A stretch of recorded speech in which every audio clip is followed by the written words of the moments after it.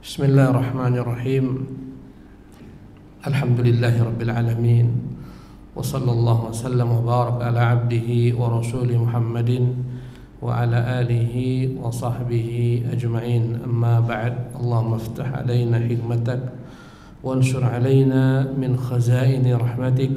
Subhanaka la ilma lana illa ma 'allamtana innaka antal alimul hakim wa tub alaina innaka antat tawwabur rahim. Rabbi shrah li sadri wa yassir li amri wahlul 'uqdatam min lisani yafqahu qawli. Sebelumnya saya mengucapkan assalamualaikum warahmatullahi wabarakatuh. Alhamdulillah, malam hari ini kita dapat kembali dipertemukan Allah di Masjid Al-Muhajirin ini dalam ketaatan kepada Allah Subhanahu wa taala. Setelah mungkin 2 bulan kita berpisah ya. Dan insyaallah pada malam hari ini kita akan lanjutkan kajian tafsir kita surat-surat pendek. Tema yang akan kita angkat adalah tafsir daripada surat Al-Ma'un. Ya, surat Al-Ma'un ini urutannya setelah surat Quraisy. Ya. Sebelumnya surat Al-Fil. Kalau kita hubung-hubungkan antara surat Al-Fil, surat Quraisy dan surat Al-Ma'un, bahwasanya Allah Jalla wa'ala menjelaskan kepada orang-orang di Mekah, Quraisy, karena ini surat-surat rata-rata dari surat Makkiyah, bagaimana Allah telah menyelamatkan Makkah dari serangan tentara Abraha. Itu dalam surat Al-Fil. Kemudian Allah sebutkan nikmat-nikmat yang banyak kepada Quraisy. Di antaranya adalah Allah mudahkan mereka berjalan dalam perjalanan musim panas dan dingin untuk berdagang, li'ilafi Quraisy, karena sudah menjadi kebiasaan kaum Quraisy ilafihim rihlatasyita was-sayf. Allah mudahkan mereka berjalan berdagang tanpa ada yang menghalangi mereka di musim dingin maupun di musim panas, ke Yaman dan ke negeri Syam. Ya, ini nikmat-nikmat Allah Subhanahu wa taala berikan kepada Quraisy agar mereka menyembah Allah Rabbul Alamin, tidak menyekutukan Allah dan tidak kufur dengan nikmat Allah Subhanahu wa taala. Maka datang setelah surat Quraisy surat Al-Ma'un. Surat Al-Ma'un ini ya dalam bahasa Arab Al-Ma'un adalah mufrad jamaknya mawa'in, segala sesuatu yang menjadi problem rumah tangga yang sepele tapi dia penting, seperti ember. Ini Al-Ma'un artinya. Wali, sapu dan semacamnya, pisau, kampak. Ini Al-Ma'un dalam bahasa Arab.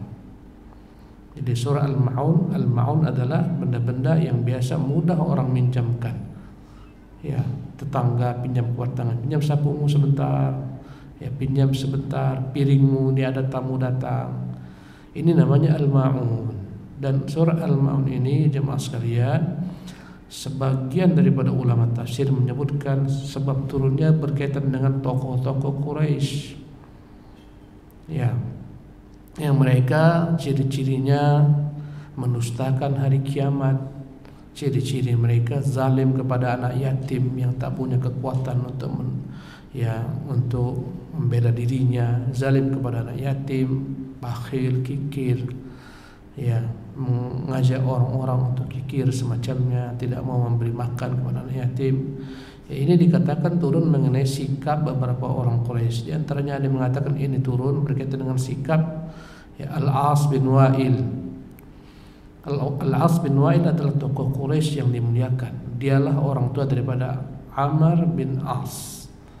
Tapi sayangnya Al-As bin Wa'il ini mati dalam keadaan kafir, walaupun kelak anaknya beriman. Dia punya anak Amr bin As, Amr bin As punya anak lagi bernama Abdullah bin Amr bin As. Kedua sahabat ini sahabat Nabi yang mulia, apalagi anaknya Abdullah bin Amr bin As, sahabat Nabi yang paling banyak mencatat hadis Nabi sallallahu alaihi wasallam. Tapi kakeknya Al-As bin Wa'il kafir. Sebagian mengatakan diturun kepada sikap Al-As bin Wa'il yang menghardi anak yatim, yang menzalimi mereka, yang menghardi mereka. Dan sebagian mengatakan ini ayat turun berkaitan dengan sikap sebagian tokoh Quraisy sebagaimana Al-Walid bin Mughirah. Ini juga tokoh yang kafir, mati dalam keadaan musyrik, tapi anaknya mati dalam keadaan beriman. Bahkan sahabat Nabi terkedepan yaitu Khalid bin Al-Walid. Jadi ini tokoh-tokoh Quraisy yang mereka sikapnya buruk terhadap anak-anak yatim, orang-orang miskin, bakhil, kikir. Ya, seharusnya mereka bersyukur dengan nikmat Allah. Allah telah memuliakan mereka menjadi bangsa penjaga Baitullah. Allah amankan Ka'bah dari serangan musuh mereka. Seharusnya mereka pandai bersyukur, berbagi kepada anak-anak yatim, berbuat baik kepada orang miskin. Tapi semua ini tak mereka lakukan karena sebab mereka sombong. Kemudian mereka tak percaya dengan hari kiamat, hari berbangkit. Untuk mereka lah dikatakan turun surat ini. Ya, surat Al-Ma'un ini dikatakan oleh para ulama adalah merupakan golongan daripada surat Makkiyah yang diturunkan di Makkah. Sebagian ulama mengatakan surat Al-Ma'un ini sebagian awalnya surat Makkiyah, sebagian akhirnya surat Madaniyah. Dan selalu saya ulang-ulangi, Makkiyah adalah surat-surat yang diturunkan sebelum hijrah. Adapun Madaniyah adalah surat-surat yang diturunkan setelah hijrah. Adapun Al-Ma'un ini sebagian ulama mengatakan dibagi menjadi dua bagian. Awal-awalnya Makkiyah berkaitan tentang peristiwa di Makkah, akhir-akhirnya tentang orang melakukan salat, orang yang ria dalam salatnya. Ini ayat diturunkan di Madinah, setengahnya Madaniyah karena berbicara tentang orang munafik yang ria, yang salatnya pun ya mereka salatnya kadang salat kadang tidak, lalai. Dan orang munafik itu baru hanya ada di mana? Di Mekah atau di Madinah? Di Madinah. Karena itulah sebagian mengatakan surat Al-Ma'un ya awalnya, setengah awalnya surat Makkiyah, setengah akhirnya surat Madaniyah. Jemaah yang dimuliakan oleh Allah Subhanahu wa taala, kita akan membaca surat ini. Kita bermohon kepada Allah taufiknya, inayahnya. Semoga Allah mudahkan kita untuk menyingkap berbagai macam makna yang terkandung dalam surat ini. Dapat pula kita mengambil pelajaran-pelajaran berharga daripadanya. A'udzubillahi minasyaitonirrajim. Bismillahirrahmanirrahim. Ara'aita alladhi yukadzibu biddin. Setelah mengucapkan berlindung kepada Allah daripada syaitan ar-rajim, kita mengucapkan bismillahirrahmanirrahim. Dengan nama Allah kita mulai. Dialah yang Maha Pemurah lagi Maha Pengasih dan Penyayang. Ara'aita alladhi yukadzibu biddin. Tidakkah Muhammad akan melihat tentang orang yang mendustakan dengan hari pembalasan? Di sini kata-kata melihat bisa melihat dengan mata kepala, ru'yah al-basariyah. Bisa juga bermakna ilmu, mengetahui, namanya ar-ru'yah ya. Ar-ru'yah al-batiniyah, al-basariyah ya. Al-qalbiyah, ar-ru'yah al-qalbiyah artinya tidakkah engkau mengetahui Muhammad. Jadi bisa maknanya tidakkah engkau melihat dengan dua matamu wahai Muhammad orang yang mendustakan dengan hari pembalasan. Ya, atau kita artikan tidakkah engkau mengetahui wahai Muhammad dengan ilmumu, dengan hatimu tentang orang yang mendustakan hari pembalasan.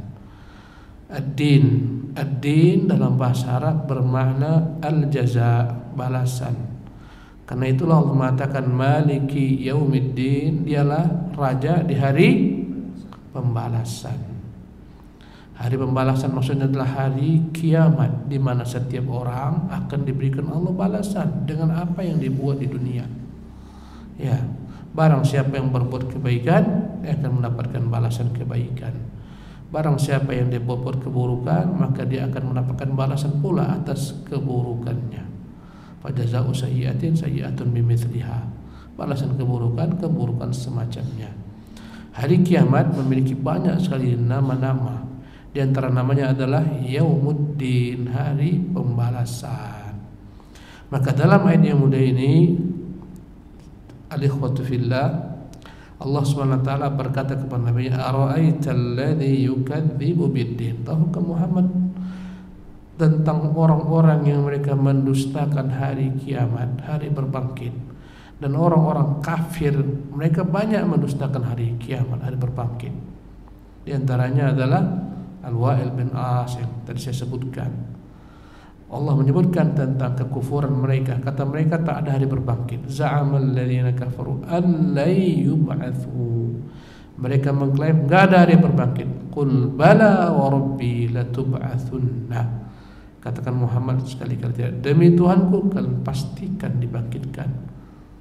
Ya, wala tunabba'unna bima amiltum. Allah pasti akan beritahukan dengan apa yang kalian lakukan dahulu. Datang seseorang, ya, membawakan tulang belulang di hadapan Nabi SAW. Dia berkata, "Hai Muhammad, mungkinkah ada hari berbangkit? Lihatlah bagaimana ini tulang belulang telah menjadi tanah. Bagaimana mungkin akan dapat dibangkitkan? Dan siapa yang akan membangkitkannya?" Maka Rasul mengatakan, yang membangkitkannya adalah Allah dan akan masukkan engkau ke dalam neraka. Ya. Ini bentuk kekufuran mereka dengan hari berbangkit. Kata mereka enggak ada hari kiamat, enggak ada hari pembalasan.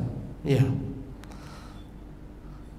Nahya wa namutu wa ma yuhlikuna illa dahr. Kita hidup, ada yang hidup, ada yang lahir, ada yang mati. Tidaklah ada orang itu binasa kecuali karena semuanya memang sudah ketentuan zaman. Enggak ada hari berbangkit. Tak ada pencipta alam semesta, semuanya adalah merupakan proses alami. Enggak ada Tuhan. Nauzubillah min dzalik. Mereka mengingkari hari kiamat, mereka mengingkari hari berbangkit. Maka Allah ingatkan Nabi tentang orang-orang yang mendustakan hari berbangkit. Apa tanda-tanda mereka? Maka Allah Jalla wa'ala menyebutkan pada ayat yang kedua, fadzalikal ladzi yad'ul yatim. Maka itulah orang yang yad'ul yatim. Yad'u bisa diartikan dengan menolak, membentak, menghardik, meninggalkan. Maka merekalah orang yang mendustakan hari berbangkit, hari kiamat, hari pembalasan. Orang yang mereka itu berbuat semena-mena kepada anak-anak yatim. Merekalah yang menghardik, membentak, meninggalkan anak yatim, tak mempedulikannya, bahkan mungkin menzaliminya, mengambil hartanya. Dan itu sudah menjadi perkara yang umum pada masa jahiliyah. Anak yatim kesian, apalagi jika dia perempuan. Walinya mengambil hartanya, kemudian dia tak diberikan menikah, disiksa.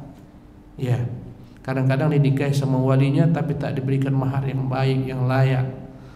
Ya, karena itulah ketika banyak sekali kejadian-kejadian di masyarakat jahiliyah buruknya ya sikap mereka terhadap anak yatim, maka Allah Jalla wa'ala datang dengan agama yang begitu memperhatikan anak-anak yatim. Allahu Akbar. Sebelum ada badan-badan dunia yang mengurusi ya hak ajazi anak-anak, Komnas HAM dan semacamnya, maka Allah Subhanahu wa taala telah meletakkan kaidah agar merahmati anak yatim. Alangkah banyaknya ayat yang berkaitan dengan anak yatim, larangan memakan harta mereka. Alladzina ya'kuluna amwal yatama dzulman innama ya'kuluna fi butunihim nara wa sayaslawna sa'ira. Orang-orang yang makan harta anak yatim sesungguhnya mereka sedang memasukkan dalam perut mereka bara api neraka, dan mereka akan dimasukkan ke dalam neraka kelak. Ya dan billah. Dan sampai saat ini kita selalu melihat bagaimana anak-anak yatim itu mereka dilecehkan, mereka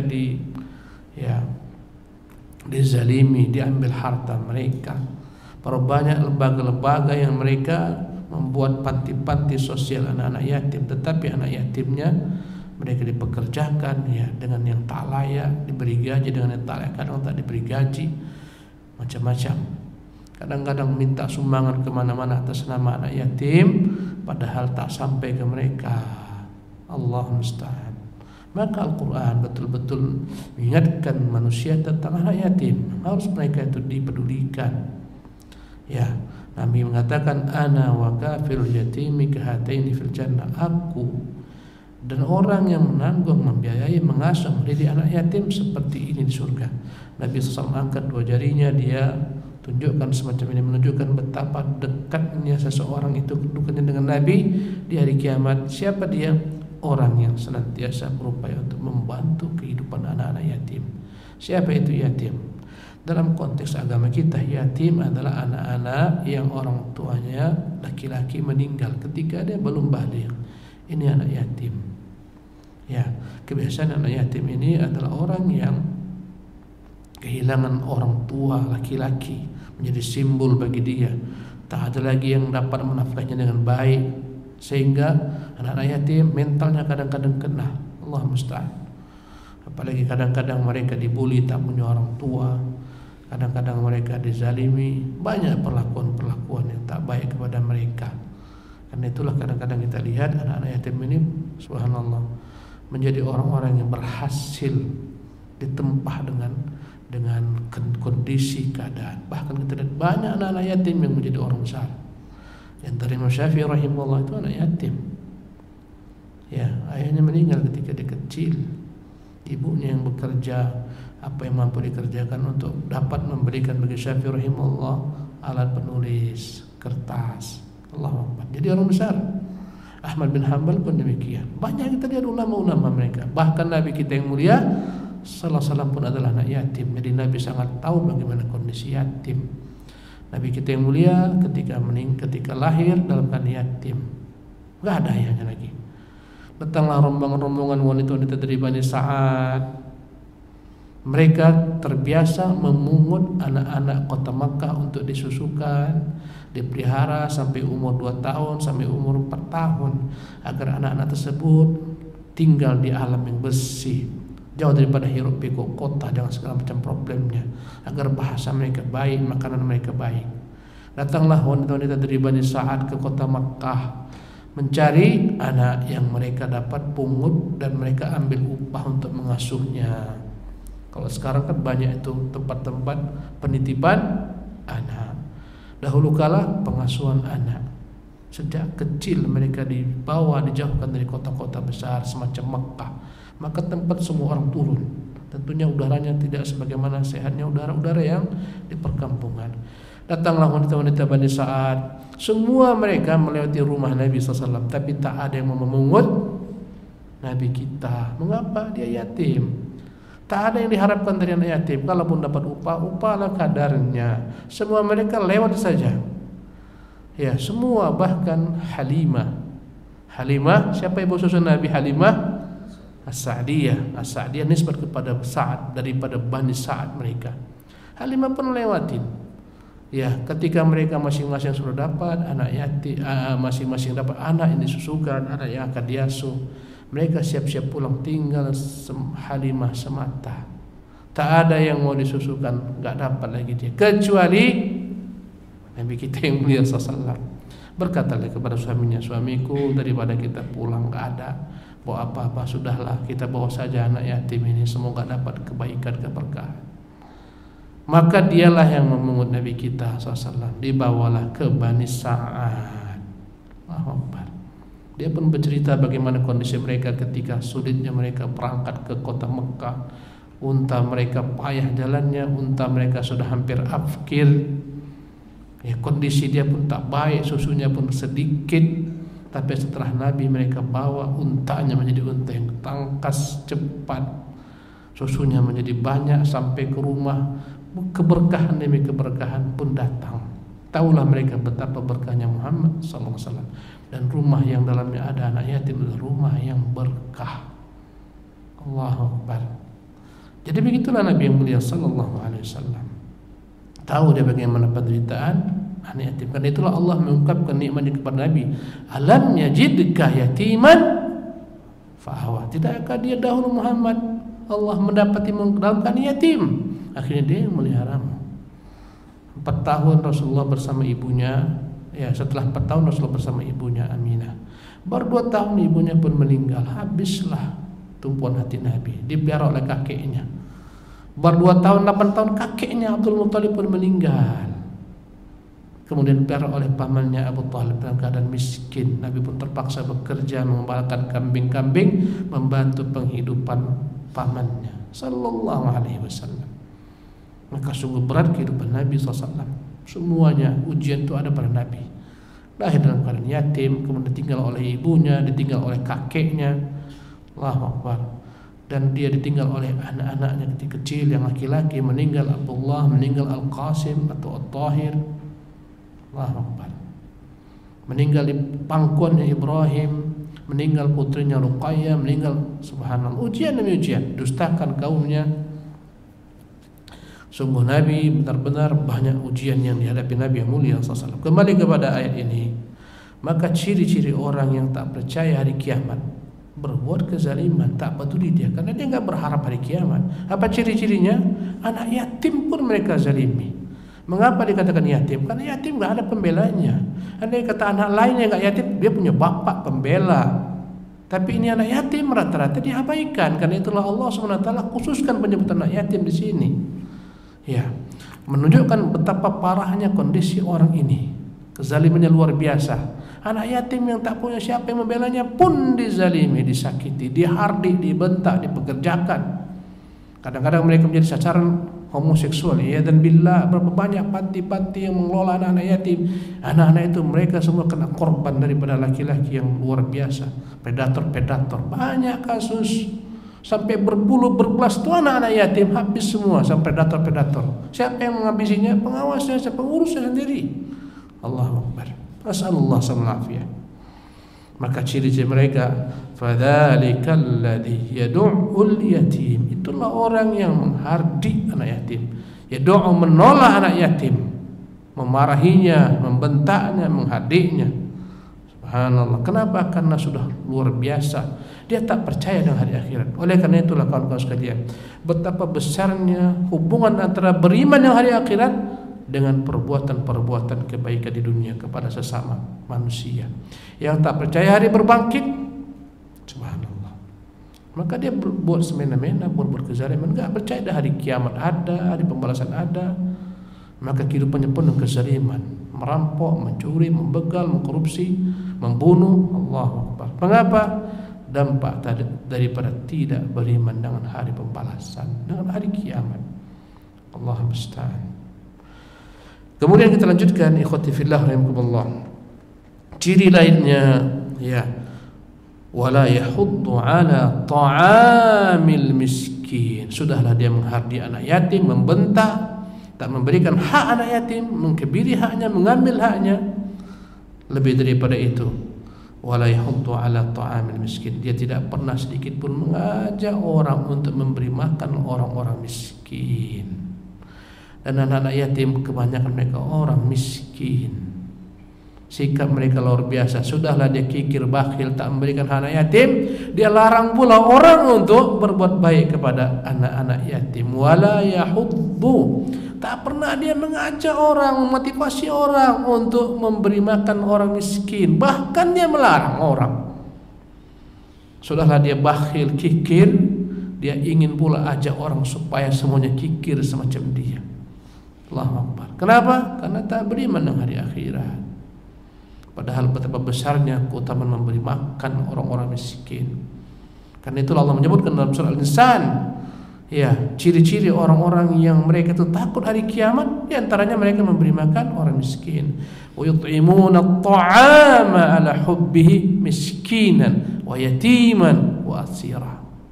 Mereka, orang-orang ini ahli surga, memberi makan, padahal mereka begitu sayang, cintanya kepada makan ini. Kepada siapa?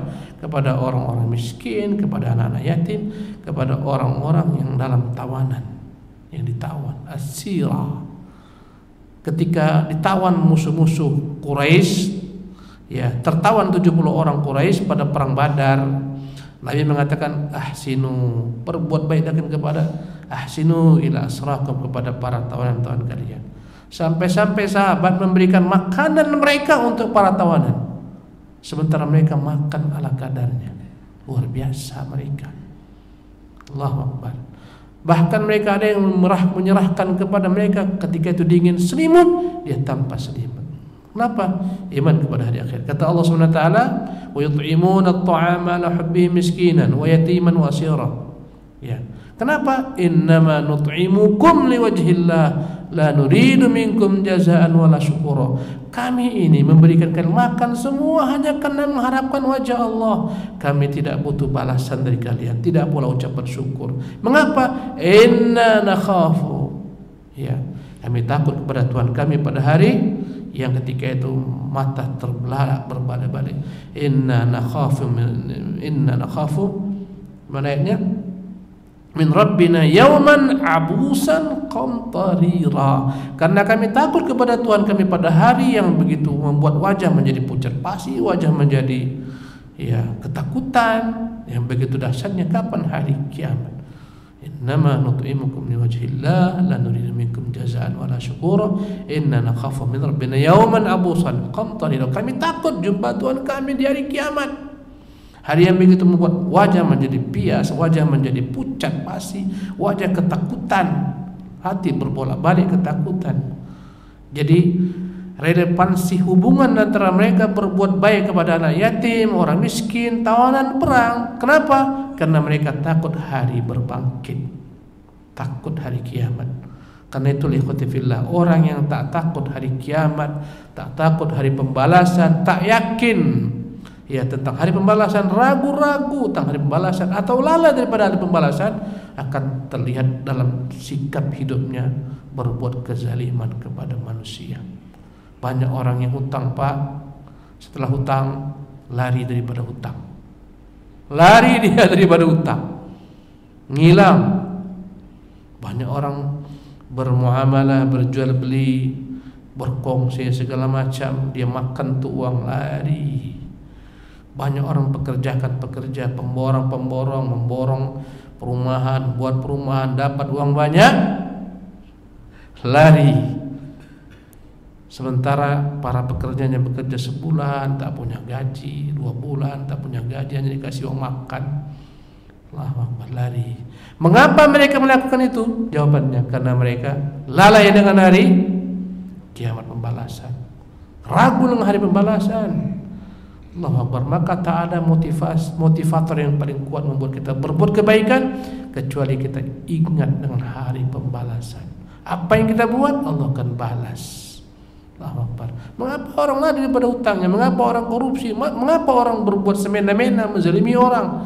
Jawabannya, dikiranya dia tak berjumpa dengan hari pembalasan. Semakin tinggi tingkat iman seorang kepada hari pembalasan, semakin baik sikapnya terhadap makhluk, terhadap manusia.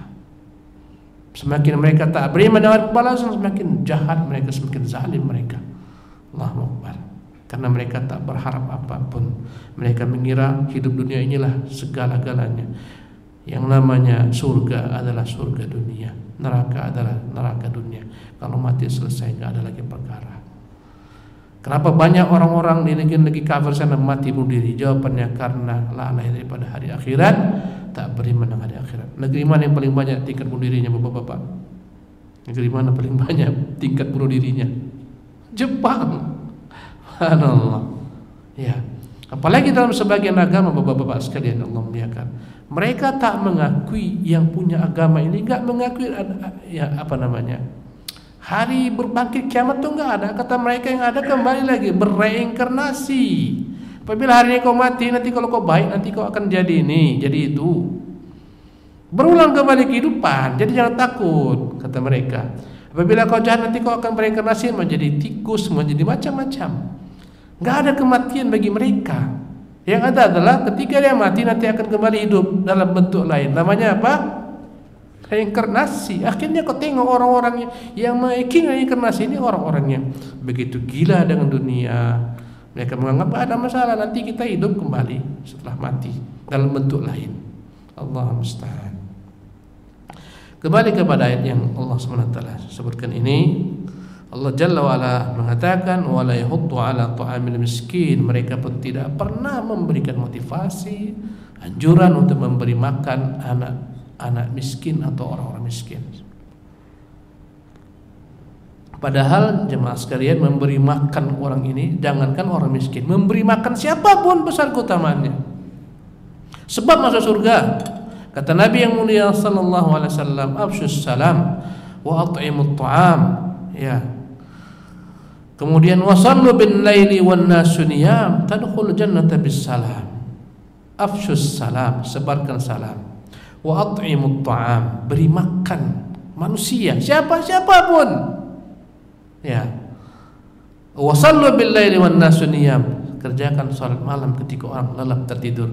Balasannya tadkhulul jannata bis salam, kau akan masuk surga dengan selamat. Allahu Akbar. Jemaah yang dimuliakan Allah Subhanahu wa taala. Ya, karena itulah Allah menyebutkan tentang jalan mendaki. Kata Allah Subhanahu wa taala, wa hadainahun najdain. Kami bentangkan di hadapan manusia 2 jalan, dia suruh pilih mana. falaqtahamal aqabah. Sungguh orang begitu sulit untuk mendaki jalan yang terjal mendaki. Jalan terbentang dua, ya jalan ke surga, padanya berbagai macam kesulitan-kesulitan, banyak kekangan-kekangan. Jalan ke neraka, ini jalan syahwat, semuanya kerjakan, semuanya boleh. Fahadainahun najdain. Ya, inna hadainahu sabila imma syakiran wa imma kafur. Dalam surah Al-Insan kami bentangkan kepada manusia dua jalan, ya, dan manusia ada yang menjadi kafir, tak ingat nikmat Allah, dan ada yang pandai bersyukur. Kata Allah, fahadainahu an-najdain falaqtahamal aqabah wa ma adraka mal aqabah. Tahukah engkau apa jalan mendaki ini yang payah ini, jalan apa? Ya. Wa ma adraka mal aqabah fakku raqabah. Jalan mendaki adalah engkau membeli budak, kau bebaskan dia. Au it'amun fi yaumin dzi masghabah, atau untuk engkau memberi makan pada hari orang-orang kelaparan. Yatiman dza maqrabah, kau berikan makan anak-anak yatim yang punya hubungan kekerabatan denganmu. Au miskinan dza matrabah, ataupun kau berikan makan kepada orang miskin yang bukan kerabatmu. Allahu Akbar. Maka bapak-bapak sekalian, memberi makan ini adalah merupakan bagian daripada iman. Bila mana kau harapkan dengannya negeri akhirat. Karena sebagian orang memang luar biasa sosialnya, banyak orang-orang baik, tapi tak beriman dengan hari akhirat. Dia hanya ingin mengharapkan sanjungan, pujian manusia. Ada seseorang yang begitu terkenal kedermawanannya di bangsa Arab, namanya Ibnu Jada'an. Ada juga namanya Hatim, ya, Hatim At-Ta. Ini dua orang kalau disebut kebaikan dia muncul namanya. Ibaratnya sekarang kalau antum mau tahu siapa yang paling terkenal, ustaz paling terkenal, tertulis antum klik ustaz terkenal, cup langsung muncul namanya. Ustaz paling banyak followernya, langsung muncul namanya di atas. Dahulu kala kalau disebutkan kebaikan, langsung orang sebutkan Hatim At-Ta'i, anaknya kelak masuk Islam, nama anaknya Adi bin Hatim. Yang satu Ibnu Jada'an. Ini dermawan luar biasa bapak-bapak, selalu memberi makan anak yatim, membantu orang susah, semua kebaikan. Tapi bukan karena hari akhirat. Bertanya Ibunda Aisyah, ya Rasulullah, bermanfaatkah bagi Ibnu Jada'an segala sedekahnya, segala kebaikannya? Berkata Rasulullah, la ya banatas Siddiq, tidak wahai putri As-Siddiq, li'annahu lam yaqul yawman rabbighfir li khati'ati yaumaddin. Karena dia enggak pernah sekalipun mengatakan, Tuhan ampunkan dosa-dosaku kelak di hari kebangkitan, di hari pembalasan. Artinya Ibnu Jada'an ini tak berguna semua kebaikannya karena tak beriman dengan hari pembalasan. Kadang-kadang orang kafir memberikan berbagai macam kebaikan pada korban-korban bencana alam hanya gara-gara sifat kemanusiaannya. Kita sama manusia, mereka bantu.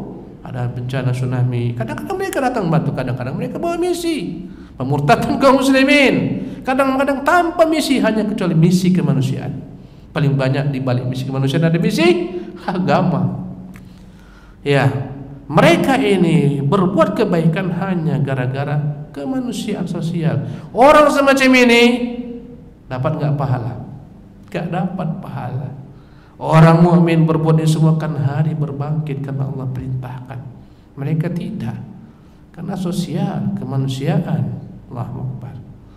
Maka dalam ayat ini, ya, sebagaimana dikatakan oleh Syekh Syinqiti rahimahullah, minimal orang-orang kafir nih, kalaulah mereka tak beriman dengan hari akhirat, minimal mereka punya rasa kemanusiaan lah kepada anak yatim, kepada orang miskin, jangan dihardik.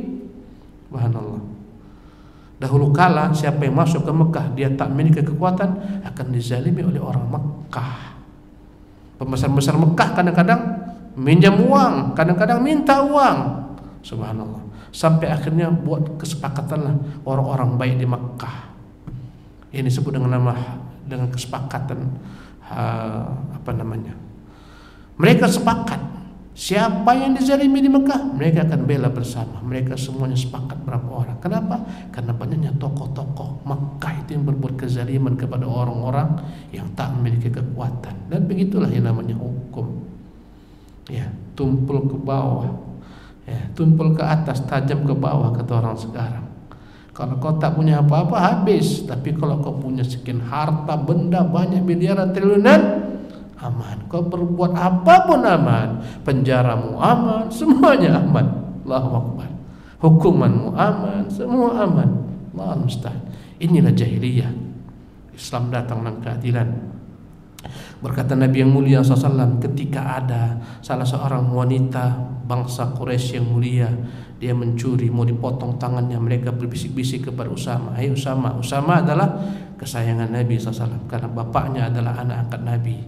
Zaid. Usama bilang sama Nabi, janganlah dipotong tangan kawan tuh, malu kami, suku kami malu. Datang Usama, ya Rasulullah, kaum si wanita ini berkata begini-begini, mereka berharap kalaulah diberi syafaat jangan dipotong tangannya. Marah Nabi yang mulia sallallahu alaihi wasallam, memerah mukanya. Dia kumpulkan orang banyak, dia katakan, demi Allah, binasanya umat sebelum kalian. Kalau yang mencuri itu orang-orang lemah, mereka siksa, mereka berikan hukuman. Ya, tapi jika yang mencuri itu orang-orang mulia, mereka tinggalkan. Demi Allah, sekiranya Fatimah putri Muhammad mencuri, ku potong tangannya, aku kan potong tangannya. Allahu Akbar. Ini keadilan. Dengan keadilan tegak negeri-negeri, bahkan kadang-kadang negeri kafir tegak eksis karena keadilan. Allahu Akbar. Negeri-negeri yang muslim hancur gara-gara tidak tegak keadilan. Keadilan yang memimpin dunia ini. Allahu Akbar. Jemaah yang dimuliakan Allah Subhanahu wa taala, kita lanjutkan. Kita pindah kepada ayat yang berikutnya, itu ayat yang keempat. Allah berfirman, fawailun lil musallin, celakalah bagi orang-orang yang salat. Salat celaka, jangan dihentikan. Ada ayat lanjutannya, alladzina hum an salatihim sahun, mereka lah orang-orang yang lalai tentang salatnya. Bukan lalai dalam salatnya, tapi lalai tentang salatnya. Alladzina hum an salatihim, bukan alladzina hum fi salatihim sahun, bukan, beda. Kadang-kadang kita salat Pak, kadang-kadang lalai dalam salat kita. Teringat ini yang mau dibeli, teringat ini kerjaan besok. Ini enggak masuk dalam ayat. Ini bukan fawailun lil musallin, ini fawailun lil musallina fi salatihim. Kalau itu an, ini ayat an, tentang mereka melalaikan salat. Walaupun setiap orang itu salat akan diberikan ganjaran sesuai dengan tingkat kekhusyukannya. Ada yang penuh, naik ke atas Allah terima. Ada yang setengahnya, ada yang naik seperempatnya, ada yang naik macam-macam, seperlimanya, seperdelapannya, sepersembilannya. Ada yang tak naik ke atas aman salatnya, enggak diterima Allah Subhanahu wa taala.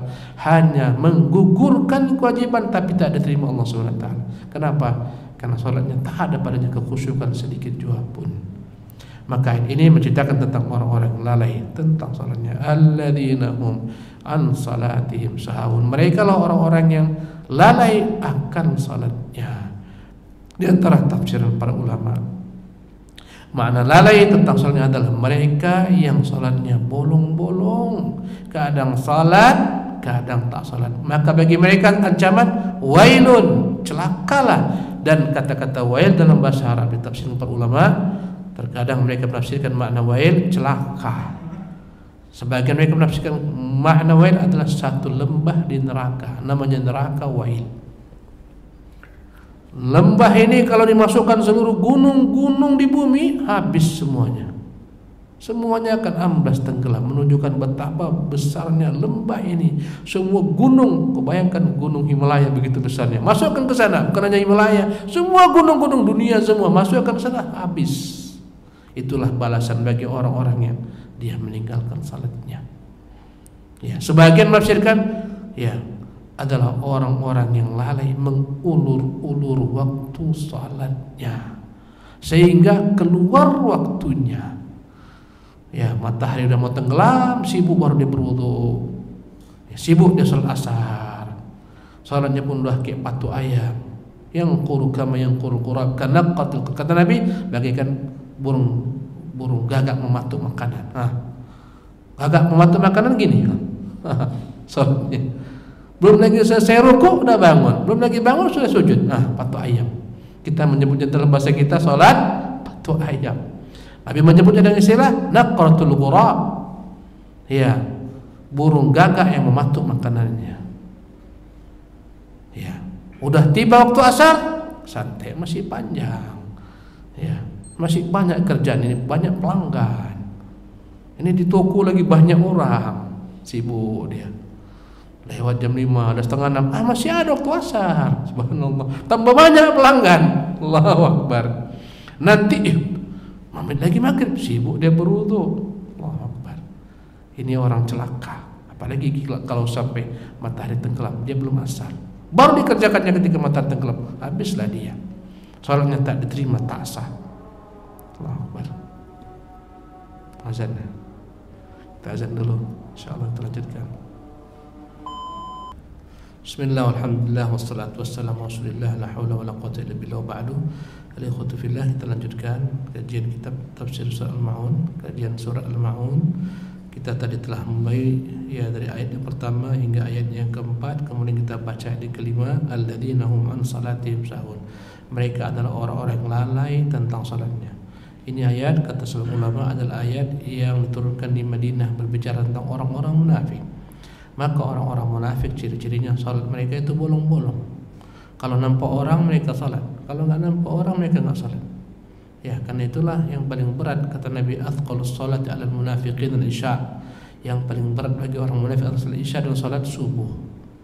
Kenapa? Karena pada masa dahulu kala isya gelap. Yang namanya masjid Nabi SAW itu tidak ada padanya penerang. Ya, kalaupun ada terbatas. Kita sekarang tinggal tekan semua hidup listrik. Pada masa Nabi tidak. Jadi ketika isya gelap dan mereka tentunya telah letih bekerja, karena itulah mereka merasa tak ada yang melihat, tak ada yang mengetahui, mereka tak salat di masjid, bahkan di rumah pun tak salat. Orang munafik. Apalagi tadi setelah salat isya salat subuh. Kenapa salat subuh mereka tak salat? Karena mereka dalam keadaan lelap tertidur. Jadi tanda tuh orang beriman keluar dari dirinya kemunafikan bila dapat mengerjakan salat subuh di masjid dan salat isya di masjid. Allahu Akbar. Kalau subuhnya lewat tak dikerjakan di masjid, isya tak di masjid, sudahlah. Itu ciri-ciri orang munafik. Saya terdengar perkataan salah seorang Syekh Abdul Razak, ya, menceritakan tentang perilaku seorang yang tak menjaga salat di masjid. Ada seorang pendai yang ditanya kepada orang di kampung, di mana salat pendai tersebut? Dia kata mereka tak pernah pakai salat di masjid ketika subuh. Kata beliau, hafizahullah, orang semacam ini yang tak datang ke masjid, jangan nikahkan anakkan dengan dia. Salat subuh saja hak Allah enggak dijaganya, bagaimana akan menjaga hak orang lain? Allahu Akbar. Ini tanda salat subuh di masjid. Kalau kamu lihat siapa orang beriman sejati, lihatlah orang salat di masjid ketika kapan?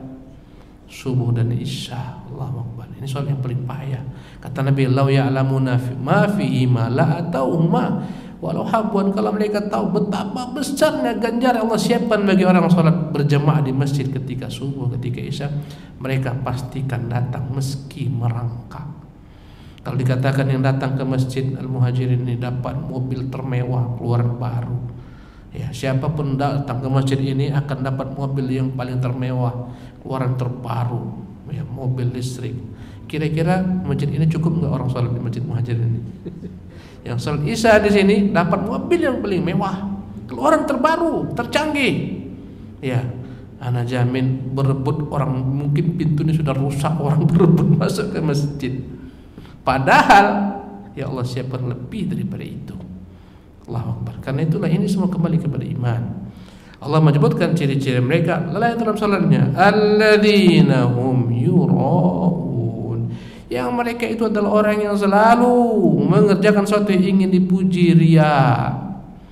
Ya, mereka salat karena ingin dipuji, yura'un. Allahu Akbar. Kalau enggak lihat orang dia enggak salat. Inilah ciri-ciri orang munafik. Dan itulah sebab mengatakan ini ayat terakhirnya diturunkan di Madinah berbicara tentang sifat orang-orang munafik. Kata Allah, wa idza qamu ila sholati qamu kusala. Kalau mereka bangun dengan salat, mereka bangun bermalas-malasan, yura'unan nas. Mereka hanya ingin dipuji manusia, riya. Wala yadhkurunallaha illa qalila. Mereka tidaklah mengingat Allah kecuali sedikit. Ketika dilihat orang baru dia salat mengingat Allah Subhanahu wa taala. Nampak zahirnya, hatinya tidak. Maka kawan-kawan sekalian, tandailah hati kita. Standar, selalu Syekh Abdul Razak mengatakan, standar orang itu baik bila mana dia menjaga sholatnya, ke masjid datang, itu orang baik itu. Bila mana kau ingin menikahkan putri-putrimu, tengoklah dulu siapa orang tersebut, gimana sholat jemaahnya, itu saja dulu. Jemaahnya tuntas, insya Allah dia akan jaga anakmu kelak. Nomor satu tuh perhatian tentang sholat. Allahu Akbar. Itu saja, lihat. Kalau tanya nanti sama keluarganya, adanya anak tuh sholat di masjid subuh, nggak pernah. Udah, jangan nikahkan dia. Ya, bahaya. Tak jamin bahagia nanti anakmu dibuatnya. Maka ini ciri-ciri yang paling tampak pada orang munafik, mengerjakan semua amalan riya karena manusia. Alladzina hum yura'un, mereka lah orang-orang riya. Salatnya pun riya, berzikirnya pun riya. Allahu Akbar. Kata Allah Subhanahu wa taala penutup ayat ini yang terakhir, wa yamna'unal ma'un, dan mereka senantiasa menahan, tak mau meminjamkan benda-benda yang sifatnya sepele kepada tetangga. Ember, ya pinjam sebentar ember, enggak. Bakhil, kikir, kedekut, berlebihan. Perkara-perkara gampang, pinjam sebentar sapunya, enggak. Pinjam sebentar piring, enggak. Ini orang menunjukkan parahnya. Perkara sepele saja dia bakhil, bagaimana perkara lebih pada itu? Ya, ini semuanya ada hubungannya karena mereka tak beriman dengan hari akhirat. Tak beriman dengan Allah Subhanahu wa taala, tak beriman dengan janji Allah Subhanahu wa taala, sehingga mereka pun menjadi sosok-sosok yang kikir, yang bakhil. Sampai-sampai al-ma'un, perkara remeh-temeh pun, Pak pinjam sebentar majlisnya, Pak mau bakar sampah, enggak. Allahu Akbar. Ya. Inilah ciri-ciri orang-orang yang tak beriman dengan hari akhirat. Ikhwati fillah rahimakumullah. Tak beriman dengan hari pembalasan, kafir dengan hari akhirat. Tentunya manakala mereka tak beriman hari akhirat, mereka tak beriman dengan Allah yang menjanjikan akan adanya hari akhirat. Karena itu Allah mengiringkan antara beriman kepada Allah dengan beriman kepada hari akhirat. Alladzina yu'minuna billah wal yawmil akhir, dalam banyak ayat. Karena antara keduanya begitu kuat. Kalau tak beriman hari akhirat, pasti dia enggak beriman Allah Subhanahu wa taala. Ya.